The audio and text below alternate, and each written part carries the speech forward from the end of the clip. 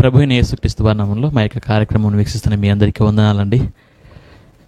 మంచి దేవుడు మహోన్నతుడి యేసుక్రీస్తు ప్రభు వారు ఇంతవరకు మనలందరినీ ఎంతగానో కాచి కాపాడుతూ వచ్చి ఉన్నాడు. మరి ఒకసారి ఈ యొక్క కార్యక్రమం ద్వారా మనలందరినీ జ్ఞాపకం చేసుకుంటున్నందుకు దేవాదేవునికి ఎంతగానో నేను కృతజ్ఞతాస్తుతులు చెల్లిస్తూ ఉన్నానండి. పరిశుద్ధ గ్రంథంలో నుండి యాకోబు రాసిన పత్రిక 5వ అధ్యాయము 13వ వచనమండి.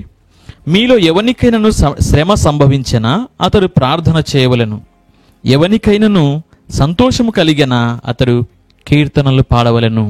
ఈ యొక్క మాటల్లో నుండి మనం ధ్యానించబోతున్న అంశం ఏంటంటే శ్రమలో ప్రార్థన.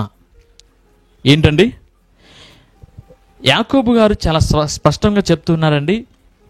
ఎవరికైతే సరే, మీలో ఎవరికైనా సరే శ్రమ సంభవించిందంటే, శ్రమ వచ్చింది, ఇబ్బంది వచ్చింది, సమస్య వచ్చింది, నిన్ను బాధ పెట్టే విషయం ఏదైనా సరే వచ్చింది, అప్పుడు నువ్వేం చేయాలంటే ప్రార్థన చేయాలి. ఏం చేయాలి? ప్రార్థన చేయాలి. ప్రార్థన చేస్తే నీ శ్రమ నుండి తొలగిపోతుంది. ప్రార్థన నీ పరిస్థితులను మారుస్తుంది. అందుకే యాకోబు గారు చెప్తున్నారు, శ్రమ కలిగిందా నువ్వు ప్రార్థన చేయాలి, సంతోషము కలిగిందే నువ్వు కీర్తనలు పాడాలి, ప్రభువును స్తుతించాలి, ప్రభువును ఆరాధించు. నీకు సంతోషం కలిగిందా ఎత్తు సీయోను గీతములు పాడు, ప్రభువుని ఎంతగానో కొనియాడు. నీ యొక్క స్తుతి, నీ యొక్క ప్రార్థన నీ పరిస్థితులన్నిటినీ మారుస్తుంది. దేవుడు మిమ్మల్ని ఆ విధంగా దీవించునుగాక. ఆమేన్, హల్లెలూయా. చూడండి, మరి శ్రమ వలన మనకి ఏం శ్రమలో ఉన్నప్పుడు మనం ఏం చేయాలి? ప్రార్థన చేయాలి. మరి ఎవరైనా ప్రార్థన చేశారా ఆ విధంగా అని మనం బైబిల్ గ్రంథాన్ని మనం పరిశీలిస్తే, బైబిల్లో నుంచి మొదటి సమూయేలు గ్రంథము మొదటి అధ్యాయము 9వ వచనం నుండి చదువుకుందామండి. వారు సిలోహులో అన్నపానములు పుచ్చుకున్న తర్వాత హన్నా లేచి యాజకుడైన ఏలీ మందిర స్తంభము దగ్గరనున్న ఆసనము మీద కూర్చుని ఉండగా బహు దుఃఖాక్రాంతురాలై వచ్చి యెహోవా సన్నిధిని ప్రార్థన చేయుచు బహుగా ఏడ్చుచు, సైన్యములకు అధిపతియగు యెహోవా, నీ సేవకురాలనైన నాకు కలిగి ఉన్న శ్రమను చూచి నీ సేవకురాలనైనా నన్ను మరొక జ్ఞాపకం చేసుకొని నీ సేవకురాలనైన నాకు మగపిల్లను దయచేసిన ఎడల వాని తల మీదికి క్షౌరపు కత్తి ఎన్నటికి రానియక వాడు బ్రతుకు దినములన్నిటను నేను వానిని యెహోవావగు నీకు అర్పింతునని మొక్కుబడి చేసుకొనెను. ఆమె యెహోవా సన్నిధిని ప్రార్థన చేయుచుండగా ఏలీ ఆమె నోరు కనిపెట్టుచుండెను. ఏలైనగా హన్నా తన మనస్సులోనే చెప్పుకొనుచుండెను. ఇక్కడ మనము చదువుకుంటున్నట్టు ఆ వ్యక్తి ఎవరంటే హన్నా గురించి మనము ధ్యానించబోతున్నాము. హన్నా జీవితం గురించి మనం ధ్యానించబోతున్నాము. దేవుడు ఆమె జీవితంలో చేసినటువంటి అద్భుతమైన కార్యం బట్టి, దేవుని దగ్గర ఆమె తీసుకున్నటువంటి తీర్మానం బట్టి, ఆమె కలిగినటువంటి శ్రమను బట్టి ఆమె ఏం చేసింది? ఆమె శ్రమలో ఆమె ప్రార్థన చేసింది. ఏమిటి ఆ శ్రమ? ఏమిటి ఆ శ్రమ అండి? హన్నా యొక్క భర్త ఎల్కానాకు 2 భార్యలు, ఒకరు హన్నా, మరొకరు పెనిన్నా. హన్నాకు సంతానము లేదు. దేవుని వాక్యం సెలవిస్తుంది, హన్నాకు దేవుడు సంతు లేకుండా చేసినాడు. పెనిన్నాకు పిల్లలున్నారు. ప్రతి సంవత్సరము ఎల్కానా వాళ్ళ కుటుంబము సిలోహు ప్రాంతంలో ఉన్నటువంటి దేవుని మందిరానికి వెళ్తూ ఉన్నారు. ప్రతి సంవత్సరము అక్కడికి వెళ్ళి అక్కడ పండుగను అక్కడ ఆచరించి, అక్కడ బలి అర్పించి, అక్కడ భోంచేసి తర్వాత మళ్ళీ వాళ్ళు తిరిగి వచ్చేవాళ్ళు.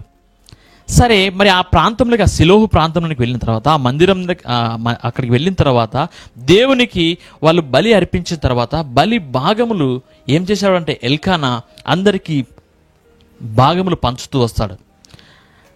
హన్నా అంటే ఎల్కానాకు చాలా ఇష్టం కాబట్టి హన్నా అందరికీ ఒక్కొక్క భాగం ఇస్తే ఎల్కానా హన్నాకు మాత్రము 2 భాగములు ఇచ్చాడు.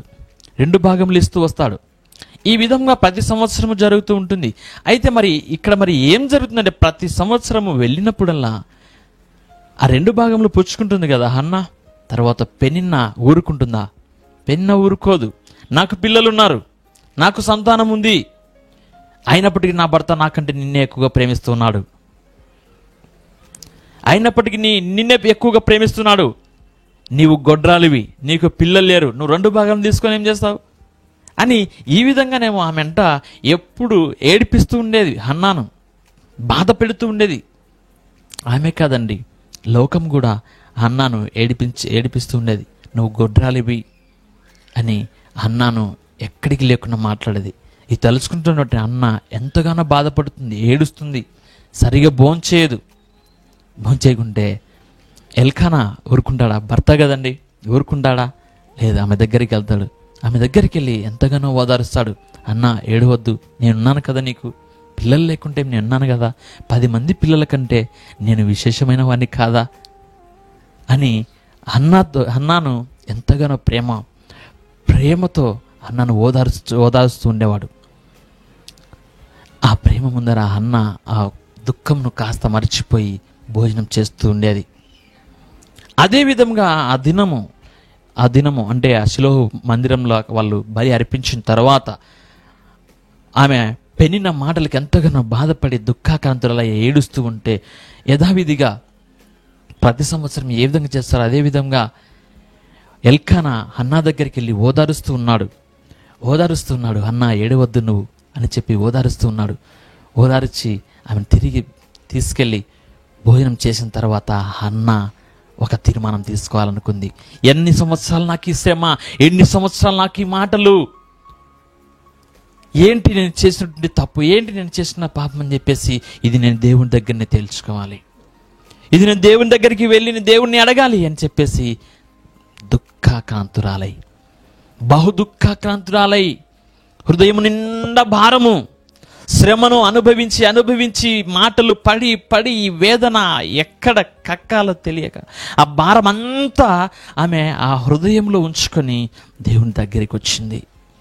షిలోహు మందిరంలోనికి వచ్చింది, దేవుని దగ్గరికి వచ్చింది. ఏలి తన ఆసనం మీద కూర్చొని ఉన్నాడు. పక్కన హన్న ప్రార్థన చేస్తూ ఉంది. ఏమని ప్రార్థన చేస్తుంది ఏలికి అర్థం కావడం లేదు. ఎందుకంటే హన్న ప్రార్థన బయటికి వినిపించడం లేదు. జస్ట్ పెదవులు మాత్రం కదులుతూ ఉన్నాయి. కానీ హన్న చేస్తుంది తన యొక్క ఆత్మను, తన యొక్క మనస్సును దేవుని సన్నిధిలో కుమ్మరించింది. అది శ్రమలో చేసేటువంటి ప్రార్థన.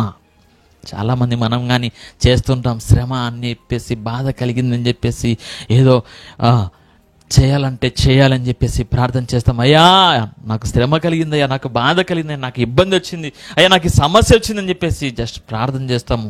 ఏ విధంగా ప్రార్థన చేస్తున్నావు? కన్నీటితో ప్రార్థన చేస్తున్నావా? నీ ప్రార్థన, నీ దుఃఖము ఎలా వ్యక్తపరచాలో దేవుని దగ్గర అర్థం కాకుండా మౌనంగా కూర్చొని దేవుని మనస్సులో నువ్వు ధ్యానిస్తూ ఉన్నావా? ఎలా ప్రార్థన చేస్తున్నావు? నామమాత్రంగా ప్రార్థన చేస్తున్నావా? అలా కాదు. హన్నా వలే ఏం చేయాలి? నీ యొక్క మనస్సును, నీ యొక్క ఆత్మను దేవుని సన్నిధిలో కుమ్మరించు. నీ మనస్సులో ఉన్న పూర్తి భారం అంతటిని దేవుని దగ్గర పెట్టు. నీ హృదయాన్ని తేలిక చేసుకో దేవుని దగ్గర. నీ భారం అంతా పోయిన తర్వాత నీ హృదయం తేలిక అవుతుంది. నీ ఆత్మ దేవుని దగ్గర నీ ఆత్మానుసారంగా ఆత్మను కుమ్మరించి నువ్వు ప్రార్థన చేసిన తర్వాత ఆ భారం అంతటి నువ్వు మర్చిపోతావు. మనసులో ఇంకా ఉండదు, ఆ భారం తేలిక అవుతుంది. అన్న అదే చేసింది. దేవుని దగ్గరికి వచ్చి దేవుని సముఖంలో, ఆయన సన్నిధిలో తన తన మనస్సు అంతటిని అక్కడ కుమ్మరించి మనసారా దేవుణ్ణి ప్రార్థించింది. మనస్సులోనే ప్రార్థించింది. మనసారా ఆత్మానుసారంగా మనస్సులోనే ప్రార్థన చేసిన తర్వాత ఏలి ఉన్నాడు కదండి, చూస్తున్నాడు. ఏమంటున్నాడు? ఇంకా ఎంతసేపు మత్తురాలవై ఉంటావు? ఆయనకు అర్థం కావడం లేదు కదా. ఆమె మనస్సులోని బాధ, ఆ మనస్సులోని ఆ శ్రమ, ఆ వేదన అనేది ఏలికి అర్థం కావడం లేదు. హృదయాల్ని పరిశోధించిన దేవునికి తెలుసు. శ్రమలో నువ్వు ఎప్పుడు బలహీనంగా ఉండవో అప్పుడు నేను బలపరిచేటువంటి దేవునికి తెలుసు. నీ శ్రమ ఏమిటో, నీ దుఃఖం ఏంటో, అన్న యొక్క శ్రమ ఏమిటో, ఆ బాధ ఏమిటో, ఆ దుఃఖం ఏంటో దేవునికి తెలుసు. పైకి చూస్తున్నటువంటి ఏలికేం తెలుసు? తెలియదు. ఏలి అంటున్నాడు, ఎంతసేపు ఇంకా మత్తురాలవైండు, లే అని అంటే అంటుంది ఆ హన్నా, అయ్యా నా యజమానుడా, నేను మత్తురాలను కాదు, నా పరిస్థితి ఇది, నాకు సంతానం లేదు, నాకు శ్రమ వచ్చింది, నన్ను అవమానిస్తున్నారు, నన్ను వేధిస్తున్నారు, నన్ను ఏడిపిస్తూ ఉన్నారయ్యా, ఎన్ని సంవత్సరంలయ్యా నేను ఈ విధంగా ఏడవాలి? అందుకే నేను దేవుని దగ్గర తీర్మానం చేసుకుంటాను, అయ్యా సైన్యములకు అధిపత్యకు యెహోవా, నీ సేవకురాలనైనా నన్ను జ్ఞాపకం చేసుకో, నాకు ఒక్క మగ పిల్లవాడిని సంతానంగా అయ్యి వాడిని నీకే ప్రతిష్ఠిస్తానయ్యా, నాకు గొడ్రాలంటే పేరు పోతే చాలయ్యా, నన్ను ఏడిపించే వాళ్ళ నోళ్ళు మూడ్చుకుంటే చాలయ్యా, వాళ్ళు ఆ వేదన నేను భరించలేకపోతున్నానయ్యా. భర్త ఉన్నాడు, ప్రేమ చూపిస్తూ ఉన్నాడు, కానీ పిల్లలు లేరయ్యా. ఒకవైపు భర్త ప్రేమ చూపిస్తున్నప్పుడు లోకం మాత్రం కాకుల వల్ల పొడుస్తూ ఉందయ్యా. ఉదయం లేచినది మొదలుకొని నిద్రించే వరకు బయటికి వెళ్ళాలంటే ఇబ్బందిగా ఉందయ్యా. హింసిస్తూ ఉన్నారయ్యా, మాటల చేత బాధ పెడుతున్నారయ్యా, భరించలేకపోతున్నానని చెప్పేసి దేవుని దగ్గర ఎంతగానో ప్రాధేయపడింది, ఎంతగానో వేడుకుంది. ఈ మాటలు చెప్తానే ఏలి అన్నాడు, నీవు సంతోషంగా వెళ్ళుమా, దేవుడు నిన్ను దీవించునుగాక, దేవుడు నీకు సంతానం ఇచ్చునుగాక అని చెప్పేసి ఏలి అంటాడండి. అన్న తర్వాత మరుసటి ఏడాదికే హన్నాకు సంతానం కలుగుతుంది. మరుసటి ఏడాదికి హన్నాకు సంతానం కలుగుతుంది. చూడండి, ఏలి ఎప్పుడైతే నిన్ను దేవుడు దీవించునుగాక, నీకు సంతానం ఇచ్చునుగాక అని ఎప్పుడైతే చెప్పి పంపించాడో, హన్నా అంట తన మనస్సులో ఇంకా ఏమీ దుఃఖం ఉంచుకోలేదు. ఆ దుఃఖం అంతటిని మర్చిపోయింది.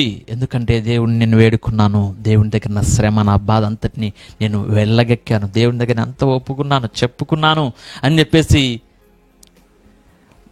అన్న మనసులో దుఃఖం ఏమీ ఉంచుకోలేదు, శ్రమ గురించి ఆలోచన ఏది లేదు. ఒక్కసారి దేవుని దగ్గర చెప్పుకుంది,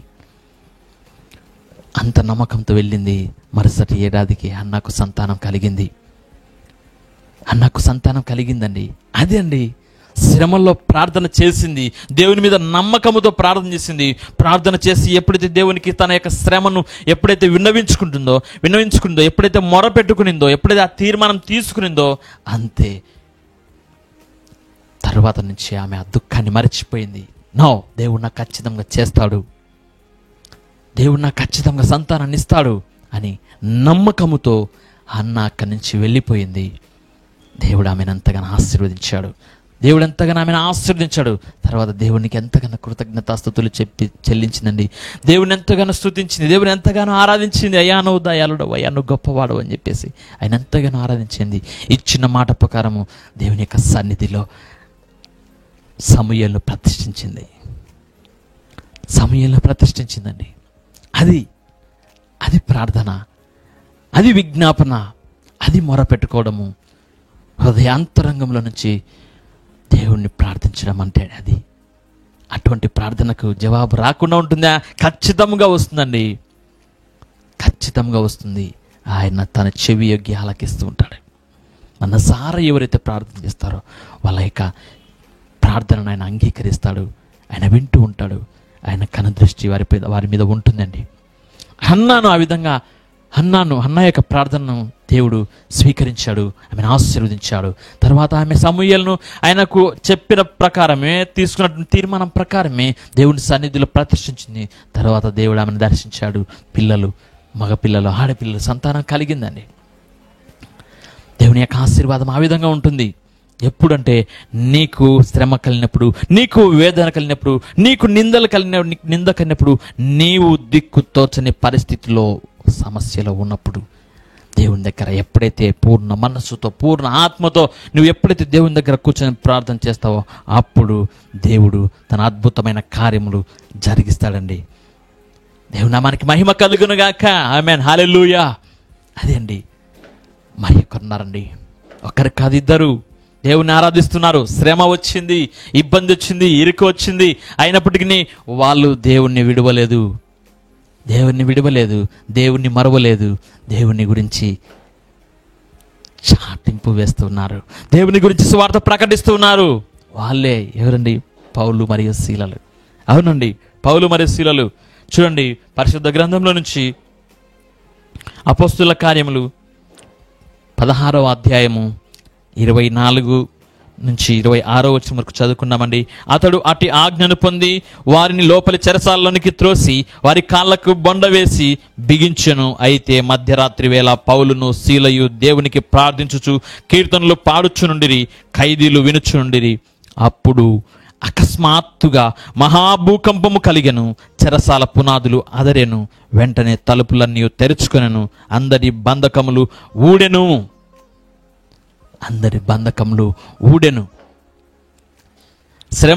శ్రమ కలిగిందండి. ఎందుకు కలిగింది? దేవుని యొక్క స్వార్థను ప్రకటిస్తూ ఉన్నారు. స్వార్థను ప్రకటిస్తూ ఉంటే చిన్నది వచ్చింది.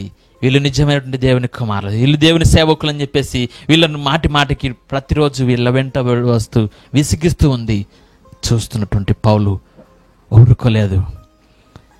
ఆమెలో ఉండి సోదె చెప్పుటకు కారణమైనటువంటి దయమా, యేసునామమున ఆజ్ఞాపిస్తున్నాను వెళ్ళిపో అని అంటేనే ఆమెలో నుంచి, ఆ చిన్న దానిలో నుంచి దయ్యం వెళ్ళిపోయింది.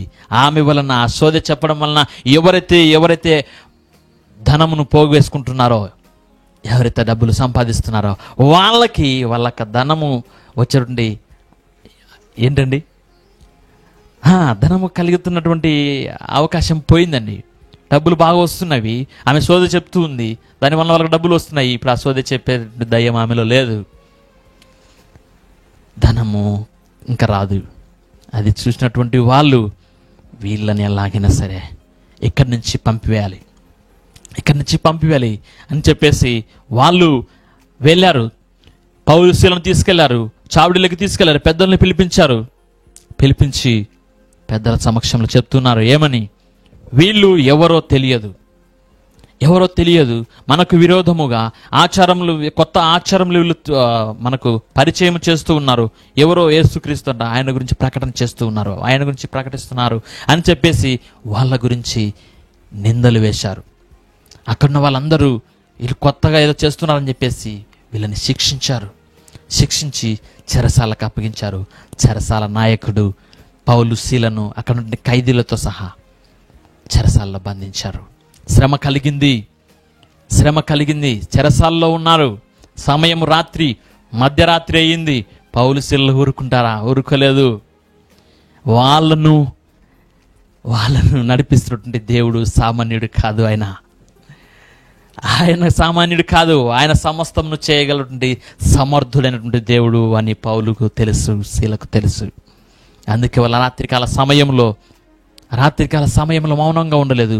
దేవుని ఆరాధిస్తున్నారు, దేవుని ప్రార్థిస్తున్నారు, కీర్తనలు పాడుతున్నారు. చెరసాల నాయకుడు అనుకున్నాడు వీళ్ళు ఎక్కడికి పోతారు అని చెప్పేసి వాళ్ళకు కాళ్ళకు బొండలు వేశారు, చేతులకు సంఖ్యలు వేసి లోపల బంధించారు. ఇవన్నిటిని వాళ్ళు లెక్క చేయరండి. ఎందుకంటే వాళ్ళలో ఉన్నది ఏంటి? పరిశుద్ధాత్మ శక్తి వాళ్ళలో ఉంది, దేవుని ప్రభావం వాళ్ళలో ఉంది. వాళ్ళు ఎవరిని విశ్వసిస్తున్నారు? ప్రభువైనటువంటి క్రీస్తును. నిన్న నేడు నిరంతరం ఏకరీతిగా ఉన్నటువంటి వారిని అన్ని నామముల కన్నా పైనామం వాళ్ళు పూజిస్తూ ఉన్నారు, వాళ్ళు ఆరాధిస్తున్నారు, ఆయనకు ప్రార్థన చేస్తూ ఉన్నారు. అయ్యా, ఈ చెరసాల నుండి ఈ యొక్క బంధకం మమ్మల్ని ఏం చేస్తాయ్యా? ఇవి మా స్వార్థను ప్రకటించకుండా ఆపగలుగుతాయా అని చెప్పేసి దేవుని ఎంతగానో ఆరాధిస్తున్నారు, దేవుని స్తుతిస్తున్నారు. అయ్యా, నువ్వు చాలా గొప్పవాడివి తండ్రి, నువ్వు చాలా గొప్పవాడివి. అది విషయం వీళ్ళందరికీ తెలియదు. ఈ చెరసాల నాయకునికి తెలియదు, ఈ అధికారులకు తెలియదు, ప్రధాన యాజకులు వీళ్ళకి ఎవరికి తెలియదు. నీ యొక్క శక్తి ఇక్కడ కనపడాలి తండ్రి, నీ మహిమ వీళ్ళందరూ చూడాలి ప్రభు అని చెప్పేసి దేవుని ఎంతగానో ప్రార్థిస్తున్నారు. వాళ్ళకి తెలుసు అండి, దేవుడు అద్భుతమైన కార్యములు చేయవాడైనా, ఆశ్చర్యమైన కార్యములు చేయవాడైనా. సుడిగాల నుండి పౌలుని పిలిచాడు. సౌలా, నువ్వు నన్నెందుకు ఏం చేస్తున్నావు అని చెప్పేసి సౌలుతో మాట్లాడినాడు. కళ్ళు మూసుకుపోయాయి. తర్వాత కళ్ళు తెరిపించాడు దేవుడు. ఆయనతో మాట్లాడి ఉన్నాడు, ఆయన స్వరం విని ఉన్నాడు, గ్రహించాడు. ఎస్, ఈయన నిజమైనటువంటి దేవుని కుమారుడు, ఈయన క్రీస్తు, ఈయన మెస్సయ్య అని చెప్పేసి పౌలు గట్టిగా నమ్మి ఉన్నాడు. విశ్వాసం ఉంచినాడు. దేవుని యొక్క అద్భుతమును, ఆశ్చర్యమును అందరికీ ప్రకటిస్తూ ఉన్నాడు. ఎస్, నాతో మాట్లాడినటువంటి వాడు ఈయనే నిజమైనటువంటి దేవుని కుమారుడు, ఈయనే దేవుని యొక్క శక్తిమంతుడు, ఈయన సర్వశక్తిమంతుడు ఈయన అని చెప్పేసి దేవుని గురించి ప్రకటిస్తూ ఉన్నాడు.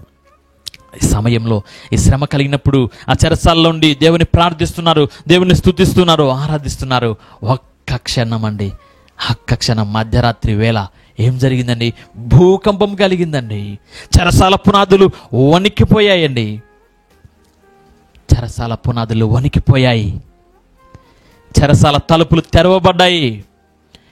నీవు కూడా నీ యొక్క శ్రమలో దేవుణ్ణి నువ్వు ఆరాధిస్తే, దేవుణ్ణి నువ్వు ప్రార్థిస్తే నీ యొక్క సమస్యల సంఖ్యలు తెగిపోతాయండి. సమస్యలన్నీ కొట్టివేయబడతాయి. నీ చుట్టూ ఉన్నటువంటి బంధకములన్నీ తెగిపోతాయండి. నిన్ను ఎవరైతే పట్టి పీడిస్తున్నారో వాళ్ళ పట్ల దేవుడి న్యాయము జరిగిస్తాడండి. నిన్ను నిందిస్తున్నటువంటి ఎవరైతే ఉన్నారో, ఎవరైతే నిన్ను నిందిస్తున్నారో వాళ్ళ నోర్లు దేవుడు మూసివేస్తాడు. దేవుడే సమాధానం ఇస్తాడండి. నీ తరపున దేవుడే జవాబునిస్తాడు వాళ్ళకి. అవునండి, ప్రార్థించు. ఆ విధంగా ప్రార్థించండి. నీ శ్రమ కలిగినప్పుడు దేవుని ప్రార్థించు. పూర్ణ ఆత్మతో, పూర్ణ మనస్సుతో దేవుని ఆరాధించు, దేవుణ్ణి స్తుతించు. దేవుడు నీకు విజయమునిస్తాడు. ఆ విధంగా నీకు విజయము దయచేయును గాక. ఆమేన్, హల్లెలూయా. దేవుని నామానికి మహిమ కలుగును గాక. ప్రార్థిస్తావా? ఆ విధంగా హృదయానుసారంగా దేవుని ప్రార్థిస్తావా? విజయంను చూస్తావు. లేకపోతే ప్రార్థన లేకుండా, ఏం లేకుండా మనుషుల దగ్గరికి వెళ్తూ సమస్యను గురించి మనుషులకు చెప్పుకుంటావా? గనులైనటువంటి మనుషులు ఉంటారనుకో నీ చుట్టూ, వారికి వెళ్ళి చెప్పుకుంటావా? వారు తీర్చలేరండి. మనుషులు చేసేటువంటి సహాయం ఎంతవరకు అండి? ఒక క్షణమా, ఒక దినమా, ఒక రోజా, ఒక వారమా, నెలనా? దేవుడు చేసే సహాయం శాశ్వతమైనదండి. శాశ్వతమైనది దేవుడు చేసేటువంటి సహాయము. ఆయన నీ ఎదుట తలుపులు తెరిస్తే ఎవరు వేయలేరండి. ఎవరు వేయలేరు. చెరసాలలో ఉన్నప్పుడు పౌలు శీలలు ప్రార్థించగానే ఎప్పుడైతే చెరసాల తలుపులు తెరవబడ్డాయో వెంటనే చెరసాల నాయకునికి మెలకు వచ్చింది. చూస్తే తలుపులన్నీ తెరవబడ్డాయి. అదిరింది మొత్తం అంతా. ఖైదీలందరూ ఎక్కడికి పారిపోయారని చెప్పేసి భయపడ్డాడు, వణుకుతూ ఉన్నాడు. కానీ నన్ను ఏం చేస్తారో అని చెప్పేసి తను కానీ చనిపోవాలనుకున్నాడు. ఎందుకంటే పైన నాయకులు ఉన్నారు కదండి, వాళ్ళు ఆ చెరసాల నాయకుడిని ఏం చేస్తారో అని చెప్పేసి చెరసాల నాయకుడు భయపడి తను చంపుకోవాలని చూశాడు. కానీ దేవుణ్ణి ఆరాధించేవారు, దేవుణ్ణి అనుసరించేవారు యథార్థవంతులు అన్నటువంటి విషయం ఆయనకు తెలియదు. యథార్థవంతులటువంటి పౌలు శీలలు అక్కడే ఉన్నారు. వాళ్ళు చెప్తున్నారు, అయ్యా మేము ఎక్కడికి వెళ్ళలేదు. ఆగండి, మీరు ఎటువంటి నిర్ణయం తీసుకోవద్దు. మిమ్మల్ని మీరు ఆత్మహత్య చేసుకోవాలనుకుంటున్నారు కదా, చేసుకోవద్దు. ఆగండి, మేము ఇక్కడే ఉన్నామండి, ఎక్కడికి వెళ్ళలేదు అని అంటనే ఆయన వాళ్ళని బయటికి తీసుకొచ్చి వాళ్ళ గాయములకు పరిచర్య చేస్తూ వాళ్ళతో అంటున్నాడు, అయ్యా మీరు విశ్వసించేటువంటి దేవుణ్ణి నేను కానీ విశ్వసిస్తానయ్యా, నేను కానీ నమ్ముతానయ్యా అని అక్కడ యేసుక్రీస్తు ప్రభు వారి గురించి, ఆయన యొక్క స్వార్థను విని, ఆయన చేసేటువంటి కార్యములను గురించి తెలుసుకొని ఆయన వారి కుటుంబము, చెరసాల నాయకుడు వారి కుటుంబము బాప్తిసం తీసుకొని నమ్ముతారండి, ప్రభువును విశ్వసిస్తారండి. అది అండి దేవుని యొక్క అద్భుతమైనటువంటి కార్యములు అంటే అవి నిజంగా చాలా అద్భుతం అండి, చాలా అద్భుతము. సామాన్యులమైతే ఏమనుకుంటామండి, అయ్యో చెరసాల్లో వేయబడ్డామే, ఈ శ్రమ వచ్చిందే, ఇంకా మమ్మల్ని విడిపించేవాళ్ళు ఎవరని చెప్పేసి మన వాళ్ళకు వీళ్ళకు బంధువులను పిలిపించుకుంటాం. మనం అక్కడికి వెళ్ళి ఇక్కడికి వెళ్ళి వాళ్ళతో మాట్లాడు, వీళ్ళతో మాట్లాడు, సరే నన్ను ఈ చెరసాల నుంచి విడిపించు చెయ్యి అని చెప్పేసి వాళ్ళకి వీళ్ళకు ఫోన్లు చేస్తాం, కబురు పెడతాం, అన్నీ చేస్తాం. కానీ పౌలు శీలలు ఆ విధంగా చేయలేదు. ఎందుకంటే దేవుని యొక్క శక్తి ఏమిటో వాళ్ళకు తెలుసు, దేవుని యొక్క ప్రభావం ఏంటో వాళ్ళకు తెలుసు. కాబట్టి వాళ్ళు మనుషులకు ఎవరు కబురు పెట్టలేదండి, ఎవరికి కబురు పెట్టలేదు. నిజముగా నీకు దేవుని యొక్క శక్తి తెలిసి ఉంటే, దేవుని యొక్క ప్రభావము తెలిసి ఉంటే, నీకు వచ్చిన శ్రమలో నీవు దేవుని ఆరాధిస్తావు, దేవుని ప్రార్థిస్తావు, దేవుని దగ్గర మోకరిస్తావు. నీ చింత యావత్తును తీర్చేటువంటి దేవుని దగ్గర నీ చింత అంతటిని ఒప్పుకుంటావు, తెలియజేస్తావు దేవునికి. నీకు ఆత్మను పూర్తిగా ఆయన దగ్గర నువ్వేం చేస్తావంటే నీ భారం అంతటిని పూర్తిగా ఆయన దగ్గర చెప్పుకుంటావు. అయ్యా నా భారం ఇది, నా పరిస్థితి ఇది అయ్యా అని చెప్పేసి దేవుని దగ్గర కూర్చొని ఆయన దగ్గర మోకరించి నీ యొక్క పరిస్థితిని అంతటిని క్షుణ్ణంగా తెలియజేస్తావు దేవుని దగ్గర. దేవుడు అటువంటి సమయంలో నీ యొక్క మొరను విని, నీ యొక్క శ్రమను విని, నీ యొక్క శ్రమను, నీ పరిస్థితిని అంతటిని చూచి నీ పరిస్థితిని అంతటిని మార్చివేస్తాడు. శ్రమ అంతటిని తీసివేస్తాడు ఆయన, తొలగింపజేస్తాడు. ఎందుకంటే ఆయన నీవు పెట్టేటువంటి ప్రార్థనను వింటూ ఉన్నాడు, నువ్వు పెట్టేటువంటి మొరను వింటున్నాడు, నువ్వు చేసేటువంటి ప్రార్థన వింటున్నాడు, దాన్ని స్వీకరిస్తూ ఉన్నాడు. నీకు జవాబునిస్తాడు, నీకు ఉత్తరం ఇస్తాడు, నిన్ను ఆ సమస్యల నుంచి విడిపిస్తాడు దేవుడు, నిన్ను ఆ శ్రమ నుండి తప్పిస్తాడు దేవుడు. శ్రమ నుండి తప్పిస్తాడండి. చాలా గొప్ప దేవుడు అండి ఆయన. అందుకే అన్నానే కాదు, చాలామంది శ్రమల్లో ఉన్నప్పుడు ఆయన్ను విడిచిపెట్టలేదు. యోసేపు గోతిలో వేశారు అన్నలు, దేవుణ్ణి వదిలిపెట్టలేదు, దేవుని వదిలిపెట్టలేదు, నీతిని వదులుకోలేదు. చెరసాలలో వేశారు ఐగుప్తులో.